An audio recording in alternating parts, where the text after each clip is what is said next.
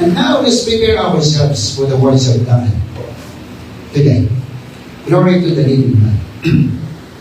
Mga kapatid, ang nais ko pong dalhin sa inyong mensahe ay may pamagat na rise above discouragement. Mga minamahal, for me, discouragement is part of life. Wala naman pong tao na hindi pinanghihinaan ng Lord. Sige nga, pero pa ditong tao na laging ang nararamdaman ay encouragement. Now, ano po ang dahilan? Bakit ang tao nadi-discourage? Tandaan po natin, galing sa maganda ang discouragement. Ang root word niyan is courage. Pero ano ang dahilan? Bakit tayo pinanghihinaan ng loob? At mayroon pong epekto yan sa paglilingkod sa Diyos. Sapagkat sa pagbabasa ko ng Biblia, maraming malingkod ng Panginoon kung hindi dahil sa hapat ng Diyos ay wala. Dahil sa paghihina ng kalooban. Now, mga kapatid, discouragement comes most often when you do right things but experience poor results. Do you agree with me? Kaya, maganda po eh. Kasi may maganda kang hangarin, hindi mo lang nakikita ang magandang resulta. Sometimes, you work hard, but you don't make progress. Marami kang ina-apply ang trabaho, pero walang tumatanggap sa iyo. Di po ba? Maganda ang mag-apply. Masipag ka naman, pero walang trabaho. Kasi hindi ka pa tinatanggap. Maaari kasi hindi pa panahon. Meron naman, pero may sandi. So parang nakakapanghinan. Sa mga estudyante, grabe kang mag-aaral, pero hindi ka nakakasama sa top 10. Diba? May tingin po, sa sobrang mo na ngayong discouragement, hindi ka na mag-aaral. Look at the effect. Diba? Sa mga magulang naman, grabe ang pagpapaalala mo sa iyong mga anak, pagtuturo, lagi, napapagod ka na, grabe ang suporta, pero walang nangyayari sa advice mo. Nandoon pa rin, may mga anak pa rin, na minsan, matigas pa rin ang mundo. Maganda ang hangarin mo, pero bakit? Parang kulang. And this discouragement makes us want to quit. Dahil napapagod tayo, kaya marami ka na minsan nasasabing hindi nararapat. At ito ang naramdaman ng isang propeta sa Biblia na ang kanyang pangalan ay Jeremiah. That is why Jeremiah was called the weeping prophet. Hindi po ba tinatanong kung bakit weeping prophet siya? Kaya siya po ang nagsulat actually ng aklat ng Lamentations. Siya po ang author mo. Anong ibig sabihin ng Lamentation? Palanghoy. Ang palanghoy po, hindi lang yung basta umiiyak. Hindi. Ang palanghoy po, that is palanghoy. Now, let's look at the Bible in the book of Jeremiah 20 verse 18. Tingnan po ninyo. Sabi ni Jeremiah, why was I born? Was it only to have trouble and sorrow, to end my life in disgrace?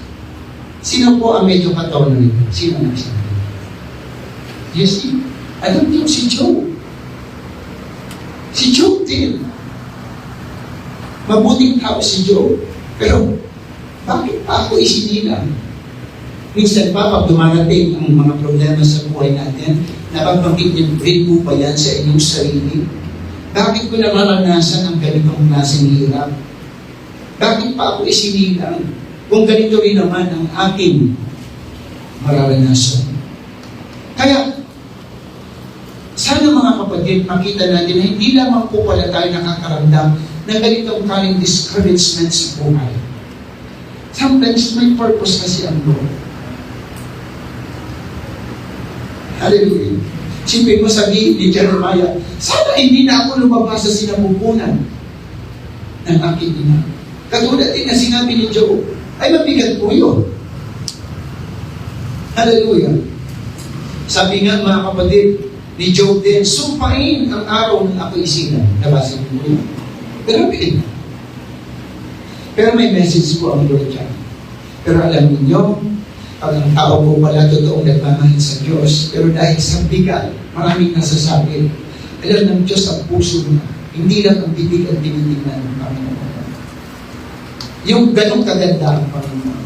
Kaya niyang nakita ang puso mo bagamat may daling ka.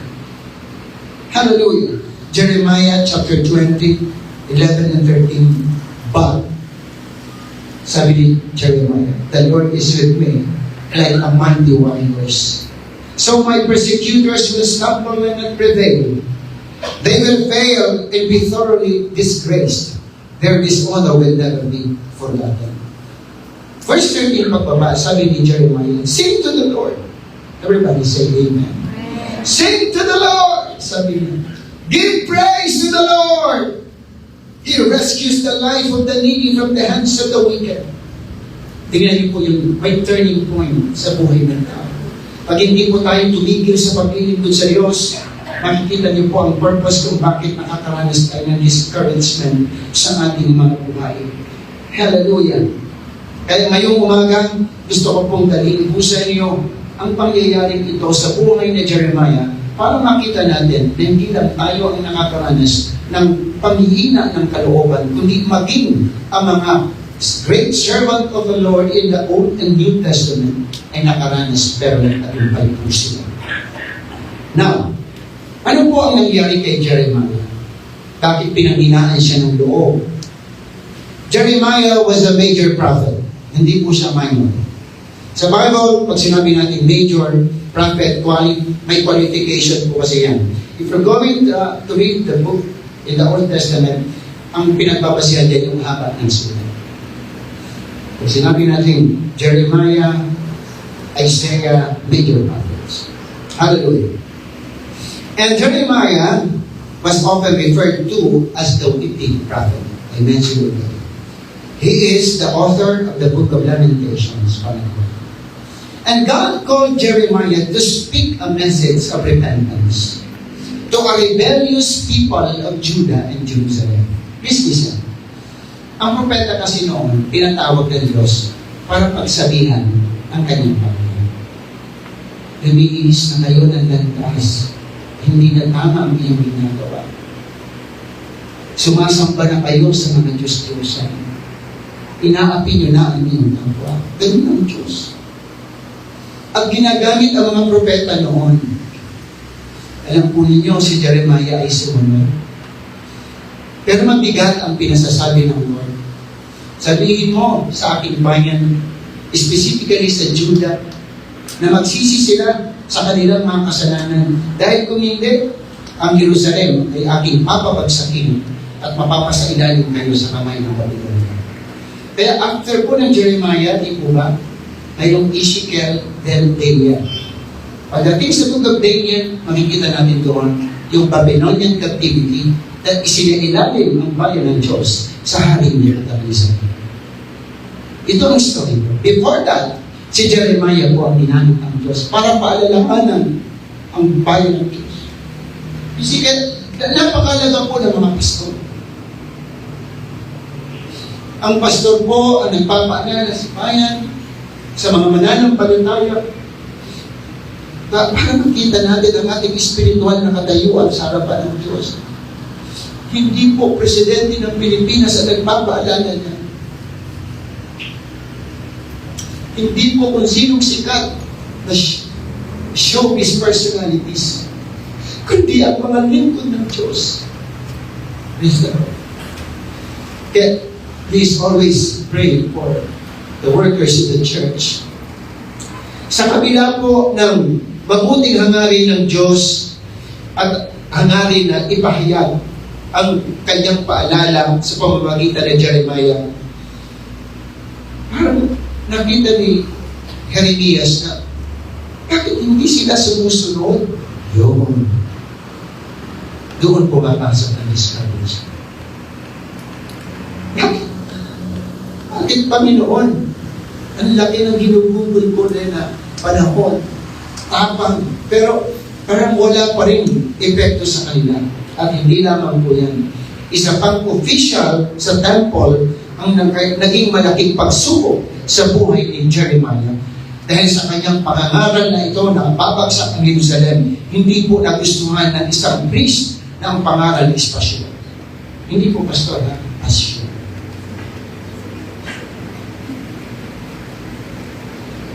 Si Pashur po, mga kapatid, was a priest and chief officer in the temple. And he arrested Jeremiah, having him beaten and put in the stocks for prophesying the destruction of Jerusalem. Yan po ay na-mention sa Jeremiah 20 verse 1. Si Pashur na anak ni Immer ay isang pari at siyang pinakapuno ng mga naglilingkod sa templo. Narinig niya ang pahayag ni Elias. Kaya ipinabugbog niya ito. Look at this. Pinabugbog si Jeremiah sa mga kapatid. At hindi lang yan, ikinadenya ang mga paa at kamay at ipinapinanggo. Sino hindi madidiscourage? Kung makikita po natin mga minamahal, totoo ang hangarin ni Jeremias. Subalit sa halip na tanggapin ng mga Hudyo ng bayan ng Diyos ang salita, pinakulong pa siya, binugbog, sinaktan. So it's very clear that during that time, Jeremiah was in deep distress. He was into deep despair.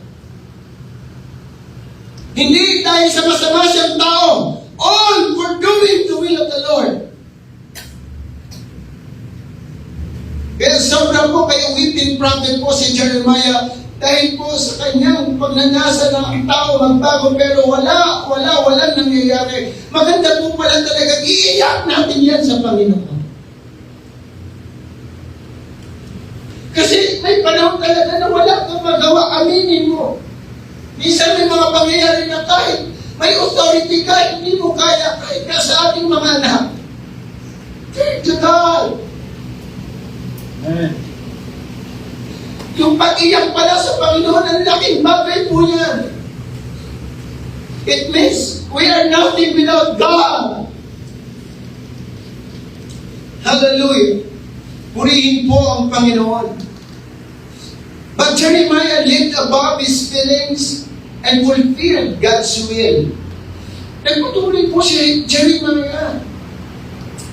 Kaya sa umaga pong ito, nais kong ipaunawa sa ating lahat kung paano natin mapagtagumpayan ang mga discouragements sa ating mga buhay, katulad ng tagumpay ni Jeremiah sa kanyang buhay. Yes, like Jeremiah, we too can rise above discouragement. Pero papaano, Pastor? Mga kapatid, very important. Number 1, be honest. Pagdating sa Diyos, be honest. To rise above discouragement, we must be honest. And tell God how you feel. What is your situation? Hindi po ito broadcast sa tao publicly. We talk about private communication ni Jeremiah sa Diyos. Naranasan mo na ba, kapatid, na may problema ka, na nasa kwarto ka, nananalangin sa Panginoon? Sinasabi mo sa Diyos ang kabigatan mo? Sinasabi mo sa Panginoon kung ano ang nararamdaman mo? Hallelujah. Mga kapatid, nais ng Diyos na maging open tayo sa Kanya. Dahil siya po ay isang mabuting Ama. Hallelujah. Sabi nga ni Sister Pe kanina, wala siyang ama at wala siyang ina. Halos. Pero nagbuan na ang Diyos. Lumit na. Oh. Jeremiah chapter 20 verse 7, tingnan po ninyo mga kapatid, yung pagiging honest ni Job. Ulitin ko, ito po ay pangungusap ni Jeremiah sa Diyos. Ayaw, nakita niyo, hindi mo kinakailangan ipagsakuin. Diyos ay nakakaunawa ng lahat ng mga. Sabi ni Jeremiah, you deceived me, Lord, and I was deceived. You overpowered me and prevailed. Parang sinasabi ni Jeremias, nadaya mo ko, Panginoon. You overpowered me. Totoong malakas ka naman talaga. And you prevail. Hallelujah. I am ridiculed all day long. Everyone mocks me. Sapagkat ito na nga po, ang hirap magsalita, mga kapatid, ng salita ng Diyos dahil isipin nyo minsan, nag-post ka ng salita ng Panginoon. Parang ang hirap na magkaroon ng isang like. Di ba? Nakaka-discourage. Subukan mo mga kapatid na mag-comment yan. Walang hiya ka. Magbayad ka ng utang mo. Marami mag-comment yan. Sige, sis, may utang din sa mas marami mag-i-engage po yan. Ano ang gusto mong iparating dito? Yung pong katulad ng sinabi ni Jeremiah at katulad din na sabi ni Job, siguro kung nabasa niyo po, yung kanilang communication din, pakikipagtalas-tasa ni Job sa Diyos. Pag tinignan mo, parang palanggalan ng tao dito sa Diyos. Pagkarapatan mo para sabihin, sana hindi na lang ako isinila. Pero alam po ninyo, ang message doon, honest. Totoong nararamdaman sa isang totoong Diyos. Hallelujah. Mas pangit po na hindi mo sinasabi sa Diyos ang tunay na kalagayan mo samantalang alam niya kung nasaan siya. Kung nasaan ka. Isipin nyo, Jeremiah felt, yun yung pakiramdam niya, that he was deceived by God. Pakiramdam niya yun. Pero, alam natin na hindi deceiver ang Panginoon. Hindi nagbibigay ang Lord ng kasinungalingan sa isang tao. Hindi siya nanlilindang sa isang tao. Yan lang ang nararamdaman ni Jeremiah dahil sa discouragement. Do you get me? Do you get me? Dahil nararamdaman niya mabigat ito. Pero ang ganda po pala na sabihin natin sa Diyos. Ang maganda sa ginawa ni Jeremiah ay maging totoo sa Diyos. Yun ang nakikita ko rin. Sabi ko, Lord, ganun pala ang dapat sa amin. Kaysa sa aming ikwento sa ibang tao, ipagsabi, kumuha ng simpilyento, ng simpatya ng tao. No. Mas better pa lang, kausapin mo ang Diyos. If you want to cry sa harapan ng Panginoon, you can. Dahil siya pala ang Diyos na nakakaunawa ng kalagayan ng isang tao. Sa malakas na malakpak na Lord, buhay ang ating Panginoon. God wants us to talk to Him even when we are angry, upset, and frustrated. He wants us to tell the truth. Naalala ko si Job, sabi ni Job sa Panginoon, dapat bang maranasan ng isang matuwid na tao ang kalagayan ko nito? Truth yun. Sabi ni Elijah, naalala niya si Elijah, nung matapos po siyang pagbantaan ni Jezebel, lumayo siya. Sabi ni Elijah, gusto ko nang mamatay, Panginoon, pagod na ako, kunin mo na ang buhay ko.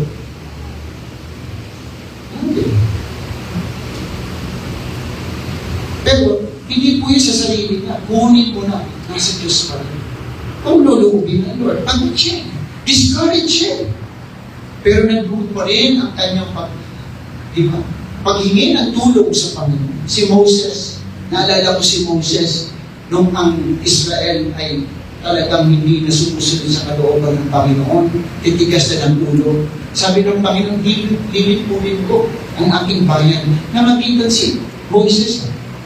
Sabi ni Moses, Panginoon, kung lilipunin mo na rin ang iyong bayan, ang Israelita, tanggalin mo na ang aking pangalan sa aklat ng buhay. Doon po, isa po yan sa reference na mayroong book of life. Yan ang statement na yan, Moses. Tanggalin mo na, Panginoon, ang aking pangalan sa aklat ng buhay. Grabe. Pero alam po ninyo, ang mga taong ito ay totoo.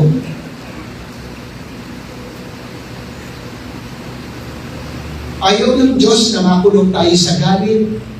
Ayaw ng Diyos na makulong ka sa hinanakit. This is why we should be honest with God in prayer. Sa harapan po ng Diyos, we should not pretend to be someone we are not. Nakakahiya ka. Dahil alam rin ng Diyos, sabi nga ng Biblia, hindi mo pa sinasabi, alam ng Diyos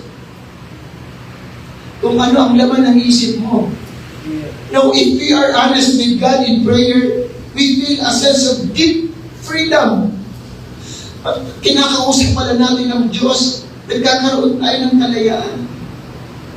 Nagkakaroon po tayo ng mas malalim na relasyon sa Panginoon. Pag ating pong hinihinga ang ating mga discouragement, frustration sa harapan ng Panginoon. Wala kasing ibang makakatulong sa atin pag may mga bagay na totoong mahirap.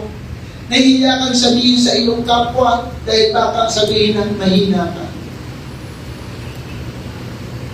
Nahiya ka minsan na sabihin sa mga tao na may kakayanan din naman na tumulong dahil nga baka hindi nila maintindihan.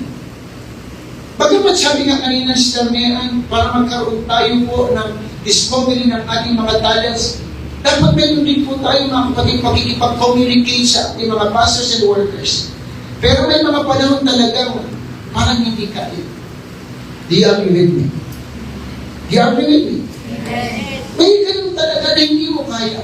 Pero ang best po muna talaga ay ang tayo'y dumulog sa ating Diyos at sabihin kung ano ang totoo na ating nararamdaman dahil siya ang nakakaalam ng laman ng ating puso at isipan. God knows our motives, our emotions, kahit hindi pa natin na sinasabi ng ating mga bibig. And if we fail to be honest with God, and then we only deceive ourselves. Totoo po yan. Kaya mas maganda na open pala tayo mga kapatid sa Panginoon. Na honesty with God will bring about a change in life. Pag totoo ka sa Panginoon, mas madaling ayusin ng Lord ang buhay mo. Totoo naman yan. Pag alam talaga natin ang totoong problema, kahit sa ang aspekto ng buhay. Problema kunwari sa program, yung mga programmers tayo dito sa IT. Pag alam ang totoong problema, ang daling mag-troubleshoot. Pero may mga tao mga kapatid, bakit hindi ka naka-attend? Ang daming dahilan, pero hindi mo.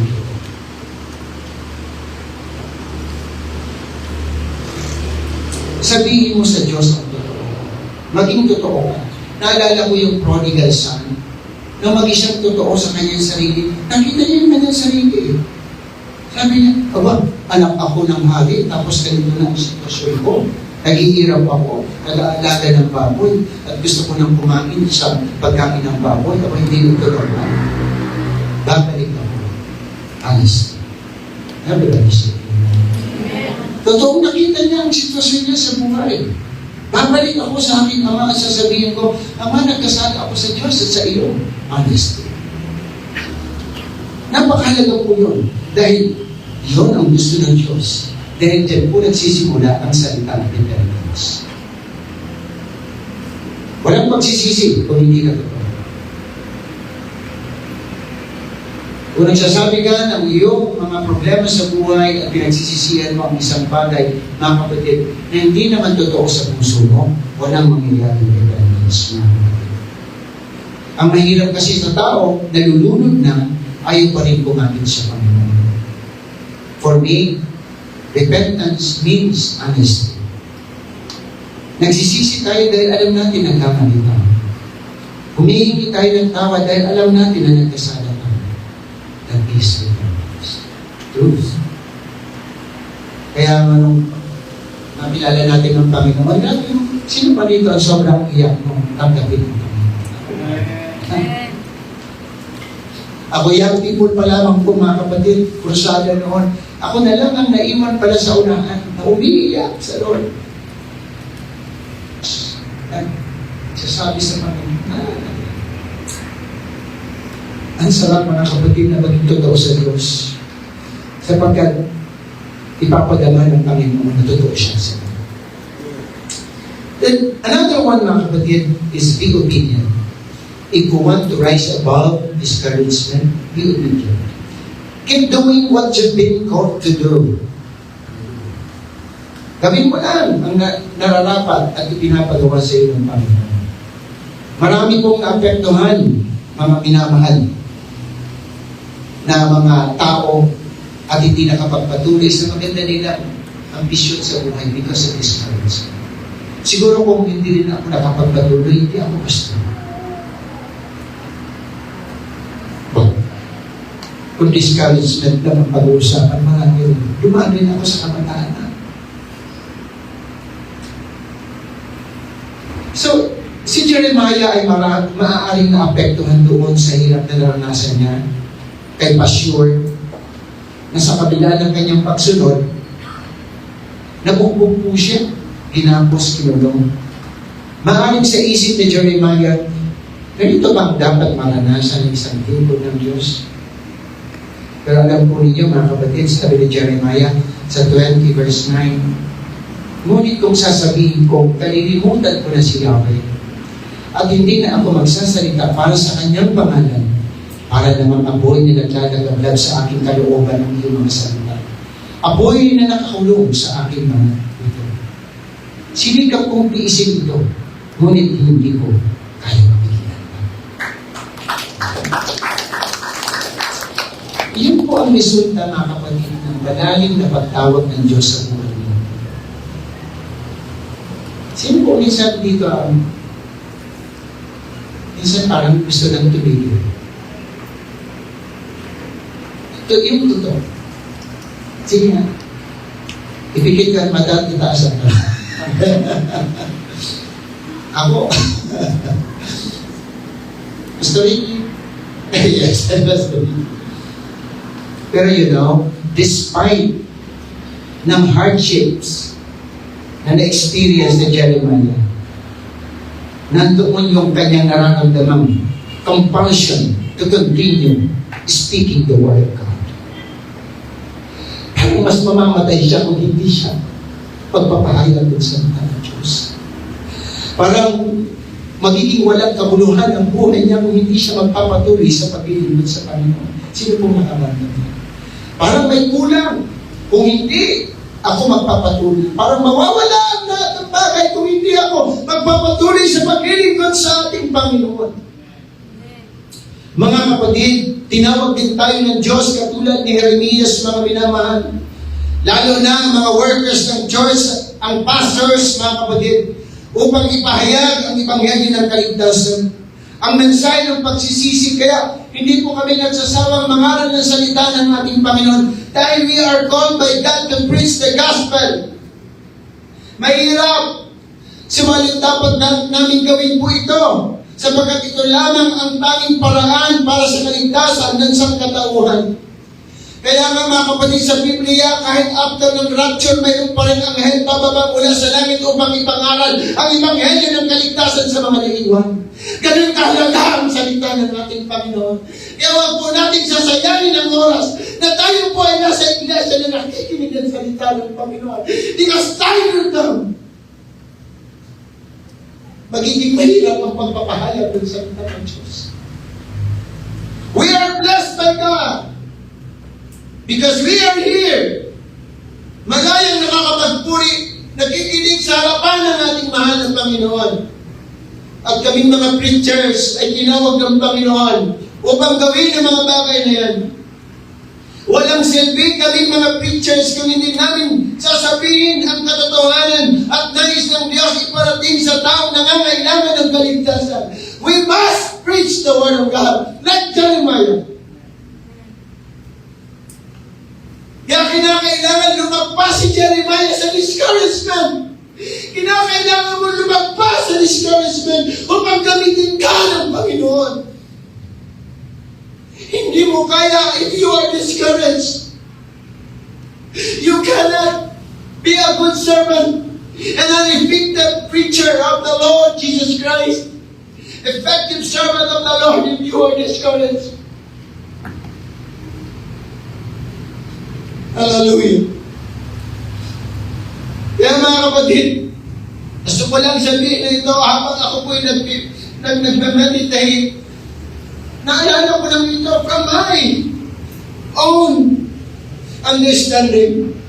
Pastors are not just inspirational speakers, but also radical preachers.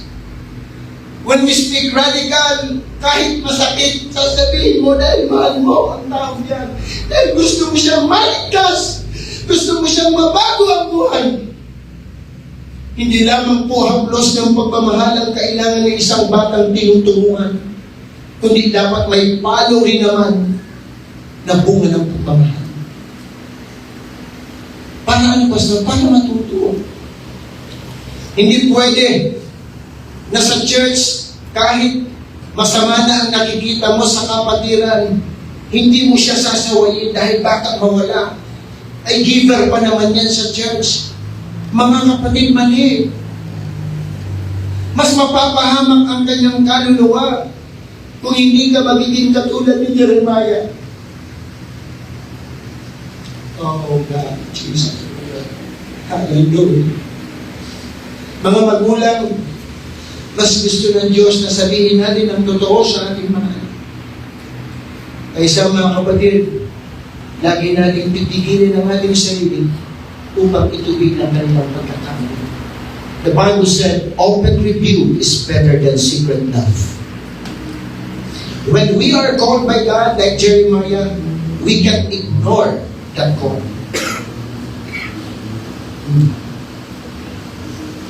Kaya ang tunay na tinawag ng Panginoon sa paglilingkod ay sumusunod. Palagpakan natin ang Panginoon. Sa malakas na palakpak, sumusunod. Ano man po ang mangyayari. Hallelujah. Obedience is the best evidence of God's calling. Yan po talaga yun. We follow the Lord because we are called by God to serve Him. God's commands are designed to guide you to life's very best. So let us obey Him. Best ang nakalaan para sa iyo. Si Jeremiah, hindi niya makikita mga kapatid ang pagpapala ng Lord sa kanya kung tumigil po siya. Sabi ni Jeremiah, hindi ko kaya. Hindi ko kaya ikulong lang ang mga salita ng Diyos sa ating puso. Dapat natin ipagsabi, i-share ang salitang ito ng ating mahal na Panginoon. Another mga kapatid, to rise above discouragement, we must be faithful. Know that the Lord is with you. Naalala ko si King Jehoshaphat. Sino nakakaalala kay King Jehoshaphat? Yung talagang napalitaan niya na hindi ng 2, 3, 4 na grupo ang sasalakay sa kanila, mga kapatid. But you know, the Bible said, God talked to Jeremiah. Kinausap siya ng Diyos. To Jehoshaphat. Sabi ng Panginoon, Jehoshaphat, I will fight for you. Pero dapat, matapat ang tao. Gagawin niya ng Diyos pag matapat ka. Hallelujah. So, Jeremiah realized that he was not alone. Kanina sa devotion namin, sabi ng isang YP po natin, gusto niya nang tumigil dahil parang naramdaman niya na siya lang.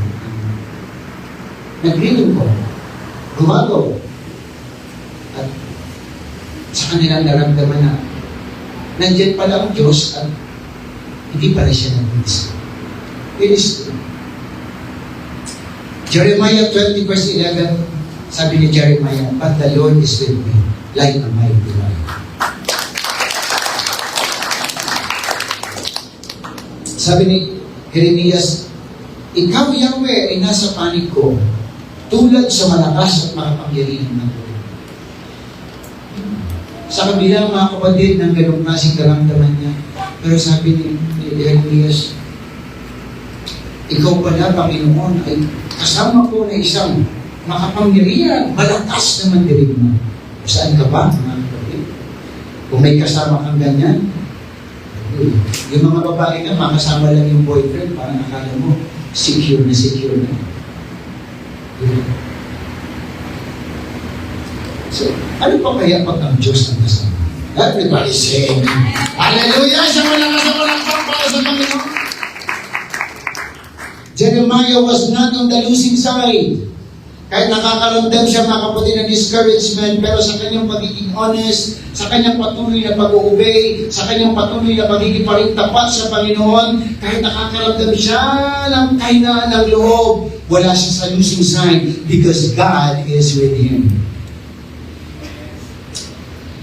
Sure, ang tagumpay pag ang Diyos ay nasa atin.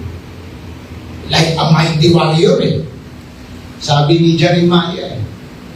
Kasi King David, maliwanag ito kay King David. King David said, I look up my eyes to the hills. Where does my help come from? My help comes from the Lord, the maker of heavens and earth. Look at this, mga kapatid. Kaya sa ating lahat ng mga mananampalataya, let's not forget that God is with us. He accompanies us. He is our present help in times of troubles. Basta lagi ko na yan narinig.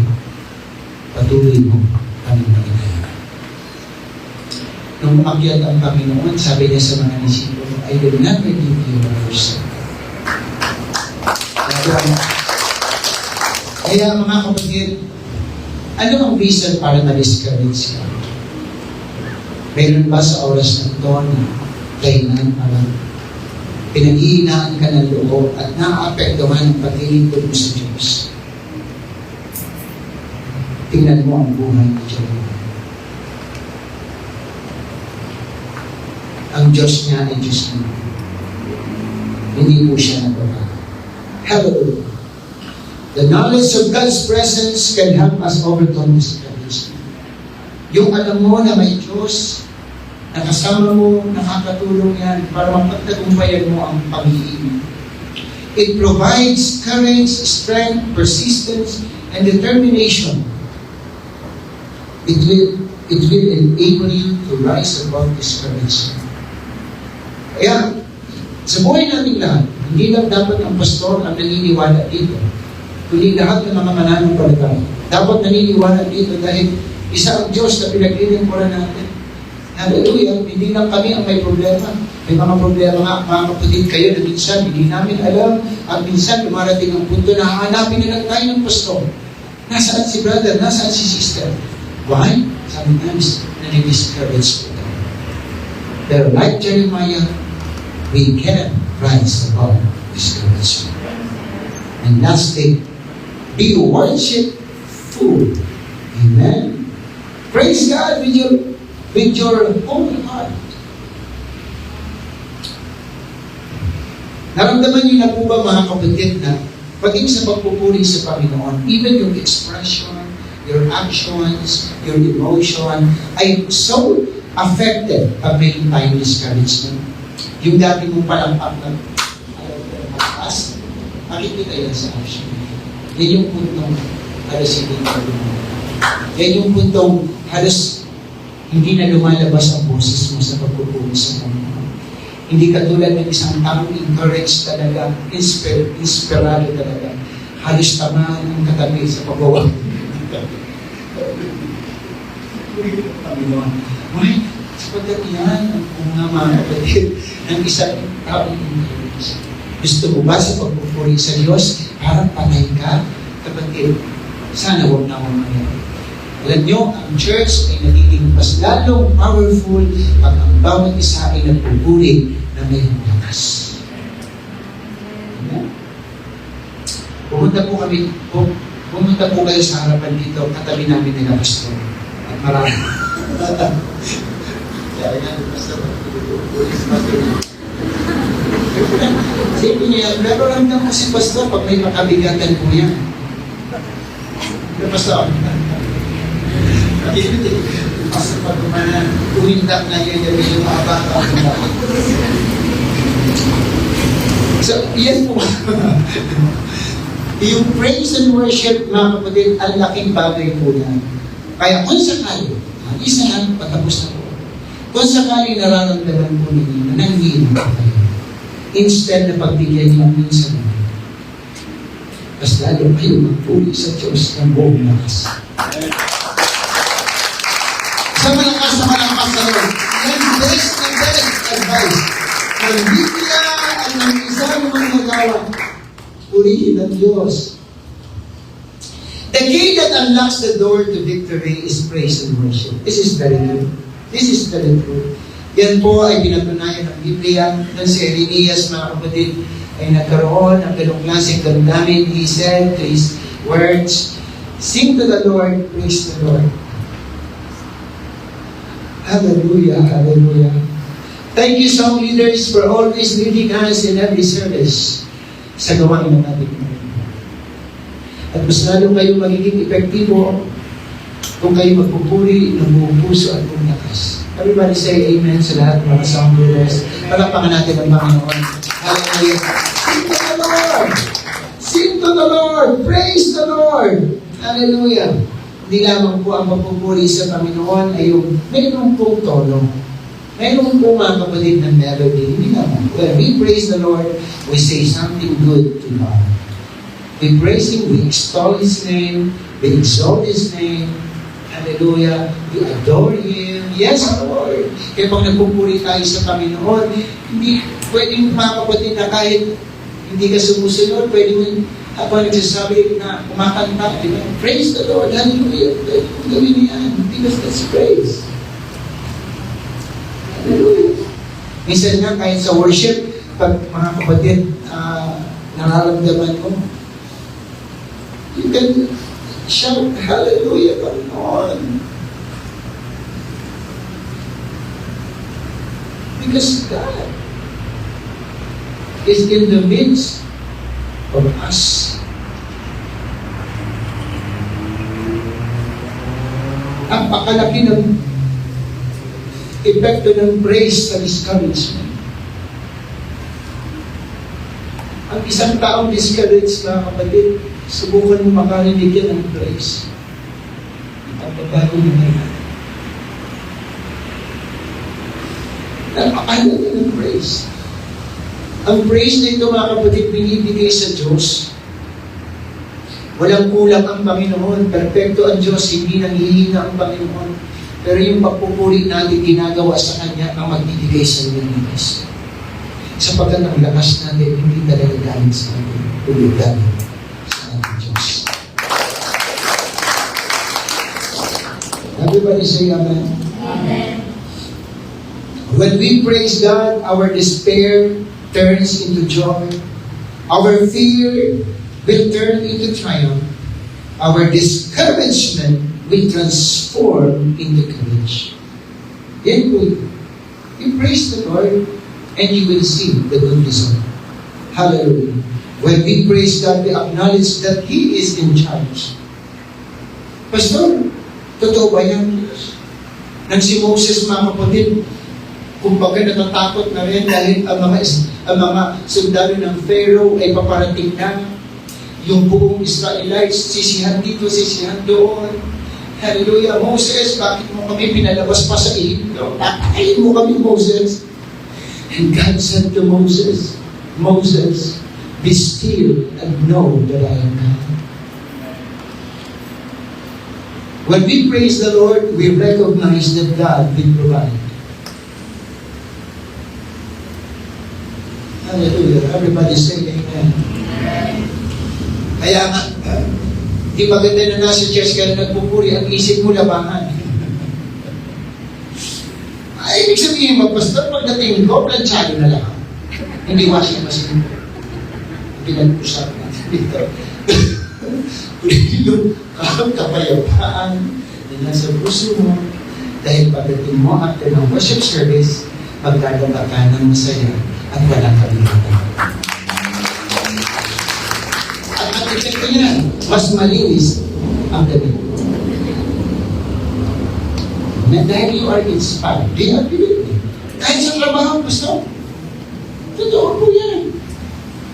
Mahirap po na isang trabahador na discouraged.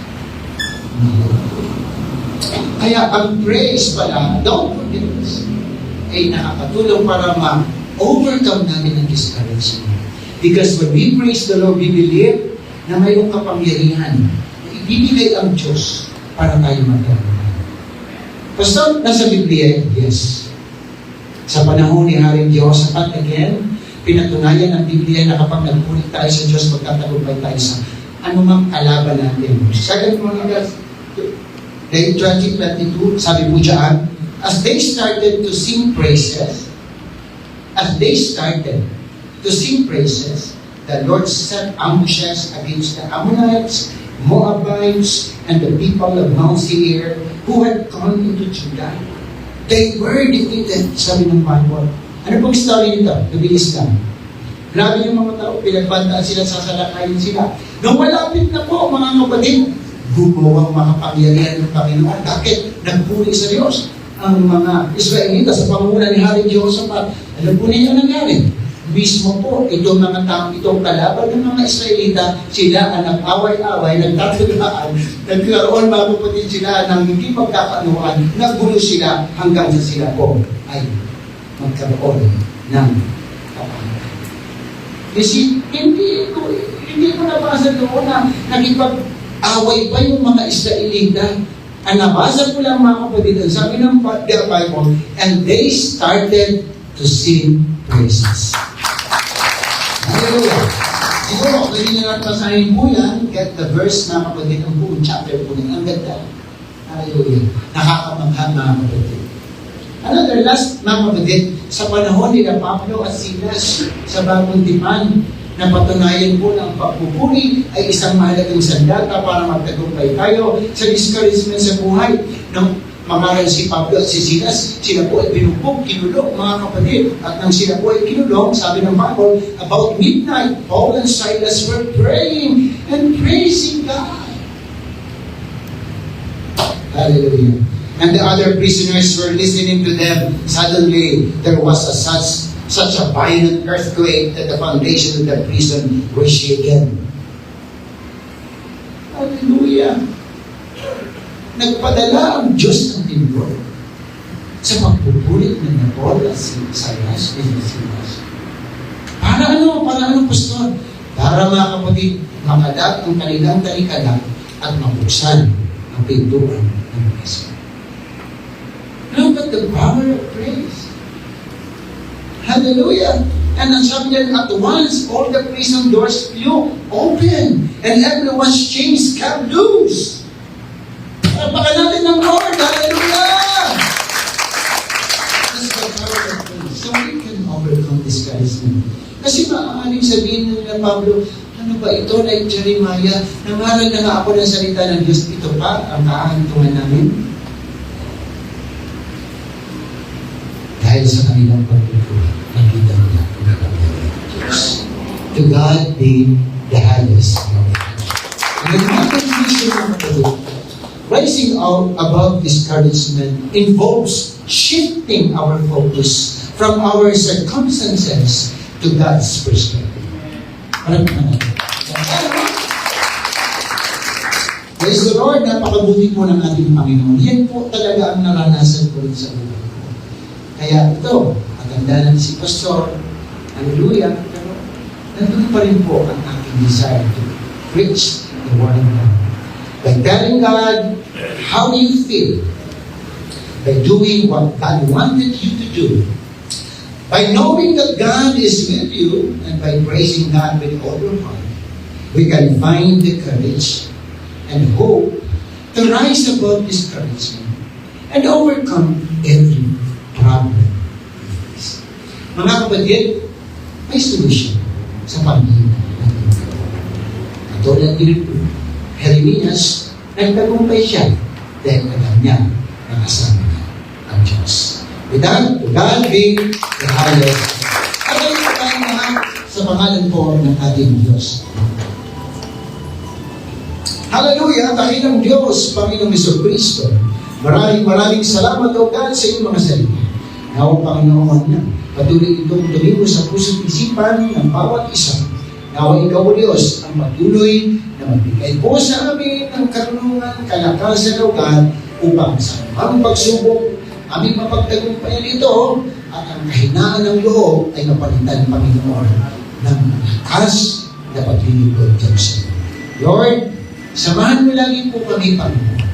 Nawa, sino man Lord sa amin ang nakakaranas ng paghihina, Dahil sa mga problema sa buhay, na o Diyos, ang mga salita mo, ang patuloy na maging namin Diyos. Salamat po, God, sa iyong Santong Espiritu na patuloy na nagpapaunawa sa amin. Panginoon, sa iyo po namin ipinagkakatiwala ang buong maghapon ito at dinadalangin ko rin, Panginoon, ang birthday ni Yesha at palahan mo po siya at maging ang kaarawan ni Mission sa araw ng bukas. Bless mo, Panginoon, ang aming anak. O Diyos, patuloy siya gamitin sa edukasyon. Pero din, Lord, dinadalangin namin, O God, ang darating na convention sa November 29 and 30 at ang krusada, Panginoon, na ang gagawin, O God, ng aming church, Panginoon, sa pagkakas. Salamat po, God, sa tagumpay, Lord, na magkakaroon mo sa amin, Panginoon. Purihin ka, Panginoon, and to you alone we give back all the glory, honor, and praise. In Jesus' name. Amen. Hallelujah, purihin po.